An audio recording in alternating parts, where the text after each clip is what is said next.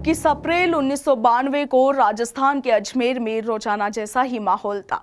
लोग सुबह उठते हैं और अपनी दिनचर्या के कामों में जुट जाते हैं, लेकिन जैसे ही स्थानीय अखबार ने लोगों के घरों पर दस्तक दी, फिर जो हुआ उसके लिए कोई भी तैयार नहीं था। दरअसल एक स्थानीय अखबार में अजमेर में चल रहे एक सबसे बड़े सेक्स स्कैंडल का खुलासा होता है। ये 90 के दशक के उस दौर की बात थी जब मोबाइल, इंटरनेट और न्यूज चैनलों का भारत में ठीक से आगमन भी नहीं हो पाया था। केवल कुछ बड़े लोगों के घरों में ही लैंडलाइन के फोन हुआ करते थे। स्थानीय अखबार में यह खबर छपी कि अजमेर में लंबे समय से एक सेक्स स्कैंडल को अंजाम दिया जा रहा है। कुछ लोगों का एक ग्रुप स्कूल में पढ़ने वाली कम उम्र की बच्चियों का सामूहिक बलात्कार कर रहे हैं।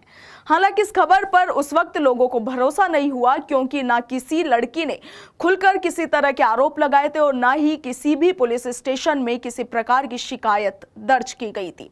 लेकिन इसके कुछ ही दिनों बाद 15 मई को एक बार फिर से इस अखबार में खबर प्रकाशित हुई, जिसमें इन लड़कियों की कुछ धुंधली तस्वीरें छापी गई थी। लड़कियों की इन तस्वीरों में कुछ लोग उनके साथ आपत्तिजनक हालत में नजर आ रहे थे। 2 दिनों तक लगातार ये तस्वीरें स्थानीय अखबार में प्रकाशित हुई और इस खबर ने अजमेर में तूफान ला दिया। ये तस्वीरें देखने के बाद लोग सदमे में चले गए।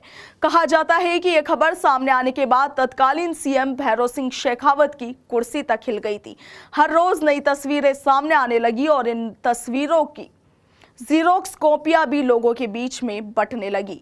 किसी ने इसे अजमेर गैंगरेप कांड तो किसी ने इसे अजमेर ब्लैकमेल कांड का करार दिया। वहीं अब इसी अजमेर सेक्स स्कैंडल पर एक फिल्म बनाई गई है जिसका नाम है अजमेर 92। लेकिन जैसे ही इस फिल्म का ट्रेलर लॉन्च हुआ, वैसे ही विवाद शुरू हो गया।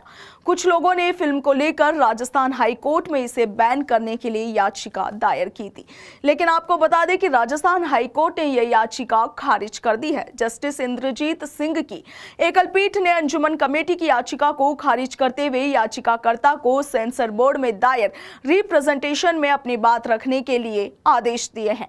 अंजुमन कमेटी ने हाईकोर्ट में याचिका दायर कर फिल्म को बैन करने और इसके साथ ही रिलीज से पहले रिटायर्ड हाईकोर्ट जज की अध्यक्षता में कमेटी का गठन करके अंजुमन कमेटी के सदस्यों को फिल्म दिखाने की मांग की थी।